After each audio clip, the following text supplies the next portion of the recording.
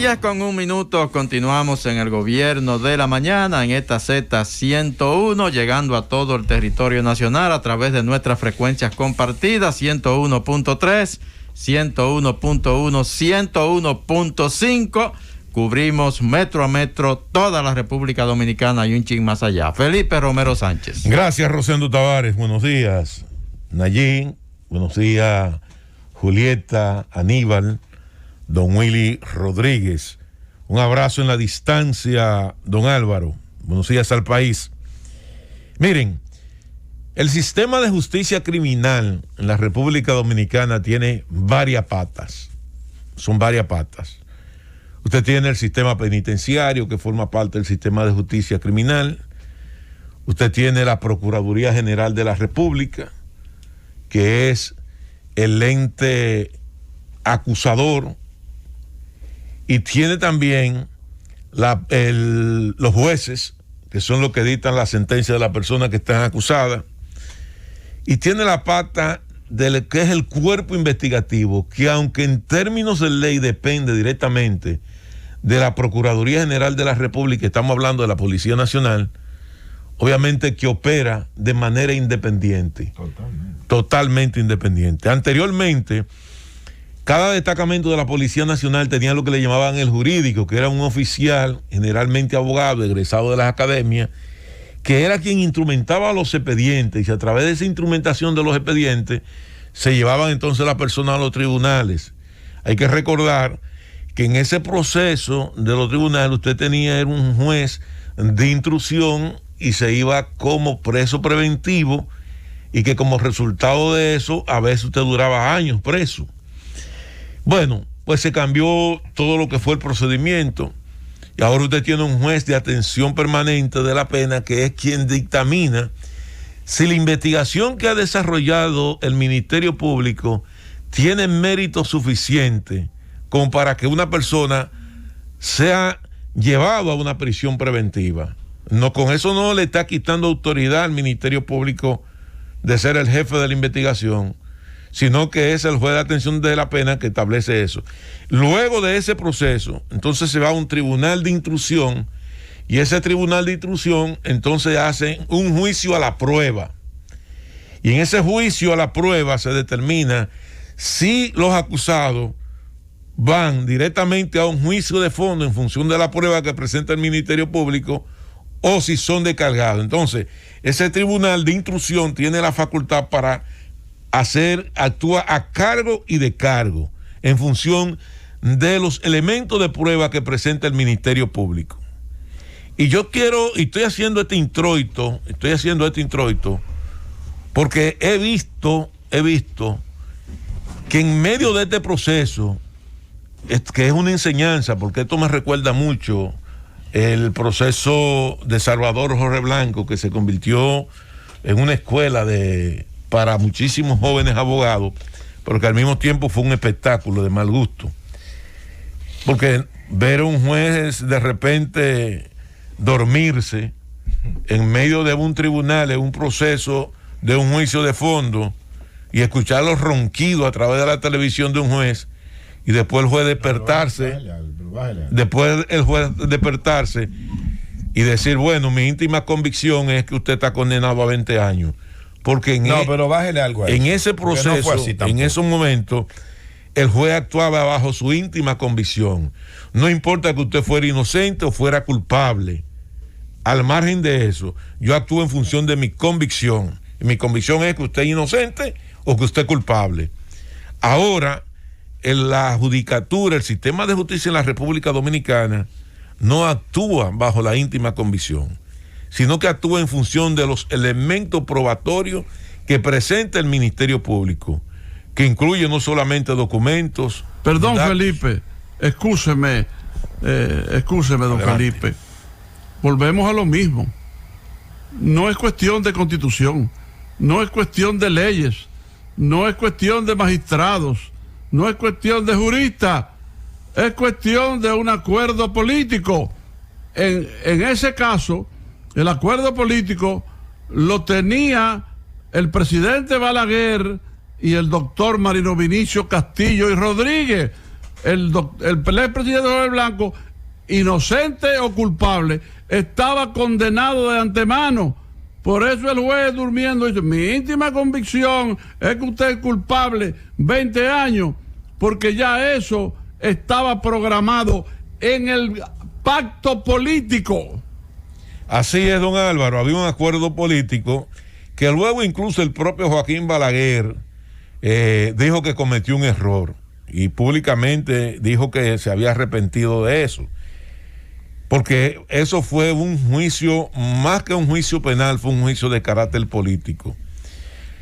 Y incluso provocó que una estructura política, que era la estructura política más fuerte que había en el país en ese momento, quedara totalmente desmantelada. Sus principales dirigentes, unos salieron por la frontera y otros salieron con sobrenombre hacia Puerto Rico en aeronave, y eso se desmanteló porque el propósito era desmantelar esa estructura política y económica que en ese momento encabezaba el doctor Salvador Jorge Blanco.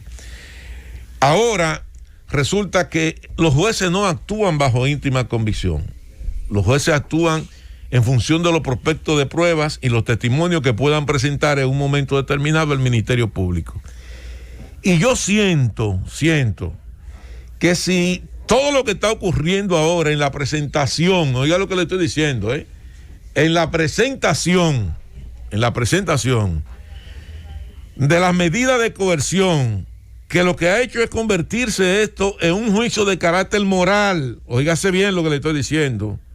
Lo que nosotros hemos visto aquí son cuestionamientos de carácter moral y ético, no de violaciones a las leyes, porque yo creo que esos son elementos fundamentales que también hay que ver, y que el Ministerio Público ha concentrado más en desacreditar a los imputados que en el aporte mismo de la prueba que tiene que presentar al juez para convencer al juez del tipo de medida de coerción que tiene que aplicar a cada uno de los imputados.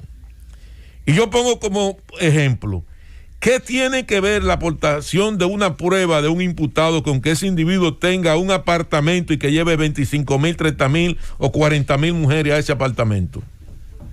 Para poner un ejemplo. Entonces, cuando yo escucho eso, digo, bueno, el propósito no es solamente que este individuo, que esta persona haya violado una ley, sino que también se incluye un elemento de tipo ético y de tipo moral, e incluso bajo ciertos niveles hasta de presión, por no decir chantaje, de decir, y tengo los nombres de las mujeres que visitaban ese apartamento. Tengo los nombres y los apellidos de las mujeres que visitaban. ¿Y qué tienen que ver? Y yo es una pregunta que me hice anoche. ¿Qué tiene que ver un juicio de fondo con que un individuo tenga un apartamento? Ok, el apartamento puede convertirse en una prueba, sí, pero lo que se hacía en el apartamento, ¿qué tiene que ver con el individuo? Llámese como se llame, no importa, porque yo ni siquiera sé de quién se trata. Simplemente escuché el argumento. Entonces, cuando estoy viendo esto, digo, bueno, es que este es un juicio que el Ministerio Público lo presenta no como un propósito de sancionar las violaciones a las leyes, a los reglamentos, a las regulaciones, a todo lo que quiere el Ministerio Público de esos imputados, sino con el propósito también de hacer un juicio de carácter moral, de decir, estos individuos son unos bandidos, son unos ladrones, son unos sinvergüenza. Y como ya eso está escrito y está expuesto por el Ministerio Público, no importa que un juez en un juicio de fondo o en el juicio a la prueba, que es el juicio preliminar, le diga a los imputados, le diga al Ministerio Público, mire, las pruebas que usted ha aportado no son suficientes para demostrar que esta persona es lo que usted dice. Y por tanto, esa persona queda descargada de las acusaciones que usted le hace. Puede ya el juez hoy descargar a esa persona, pero ya esa persona tiene una condena de carácter moral, que creo que fue el propósito fundamental del Ministerio Público en todo este proceso. Más que yo lograr una penalidad, yo voy a tratar de encaminar más que lograr una medida de coerción, que desde el principio el Ministerio Público ha dicho que quiere prisión preventiva para todos los imputados. Más que eso, lo que se busca es lo que usted ha señalado: dañar, embarrar, echarle un cubo de usted sabe qué a cada uno de esas personas que están encartadas, para que no importa lo que pase en lo adelante, de todas maneras ellos quedan ya con una condena moral, con una condena social. Así es. Y apunto lo siguiente, yo entendía que cuando usted iba a someter una persona a una medida de coerción era en función de violaciones a la ley penal y establecer cuáles fueron los elementos que usted violó en la ley penal. La ley penal, o sea, mire, usted robó, usted mató, mira, aquí está la prueba, yo tengo un cheque. Una asociación de malhechores. ¿Cómo demostrar una asociación de malhechores?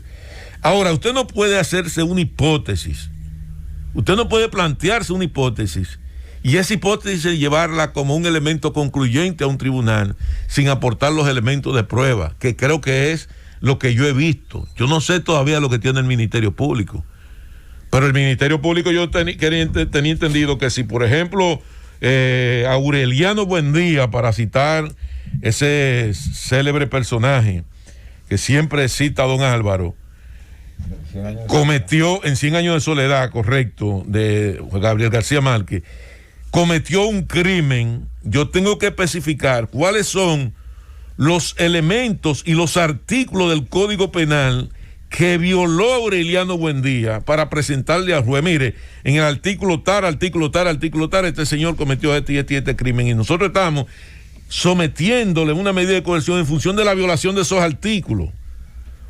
No hacer una generalidad de hechos, porque al final esa generalidad de hechos no concluyen a nada. No hablar de su vida privada. Porque usted no puede hablar, pero ¿cómo yo me voy a decir que fulano de tal, como por ejemplo en el caso del señor Aquiles, que a propósito de Aquiles puso en relieve también una serie de datos que sería bueno que el Ministerio Público investigara? Porque habló de nombre y apellido, de connotados empresarios de la República Dominicana, que tenían ahí libramiento aprobado por más de 3.500 millones de pesos, y que cuando se le hizo la auditoría técnica y la auditoría financiera, ellos terminaron teniendo que devolver dinero al Estado Dominicano. Y sería bueno también que el Ministerio Público indagara alrededor de ese caso. ¿Cómo es que una empresa, 2, 3, 4, 5 empresas, tienen aprobaciones de libramientos por miles y miles y miles de millones de pesos que no están sustentados? Ahí hay un casito para el Ministerio Público que es interesante. Ahora, eso toca a 4 poderosos empresarios de la República Dominicana que en términos personal yo no creo que nadie tenga el valor de enfrentar a esos empresarios. Y no importa lo que ellos hagan, porque se ha demostrado eso. Pero como el Ministerio Público quiere caso, y creo que lo que planteó el señor Aquiles ayer en el Ministerio Público en ese juicio fueron datos concretos y están ahí documentados en la OISOE, sería bueno entonces que eso se investigara. ¿Cómo fue que se aprobaron esos libramientos de miles de millones de pesos para pagárselo a connotados empresarios de la República Dominicana, que cuando se le hizo la evaluación de la supuesta obra que hicieron, ellos terminaron entonces teniendo que devolverle dinero al Estado Dominicano a través de la OISOE? Y eso nosotros lo hemos dicho varias veces. Lo que pasa es que nosotros no hemos mencionado nombres por un tema de delicadeza. Pero en el día de ayer aquí le lo mencionó. No, pero eso es público. ¿Y entonces? Eso es público. ¿Cuál es el miedo? No, nadie tiene miedo. Yo lo digo que nosotros lo hemos venido planteando y lo hemos venido. A mí no me esté poniendo la mano. Lo hemos venido diciendo. No vamos, dice. No vamos, pues vámonos entonces. Llévatelo con. No me ponga la mano a mí.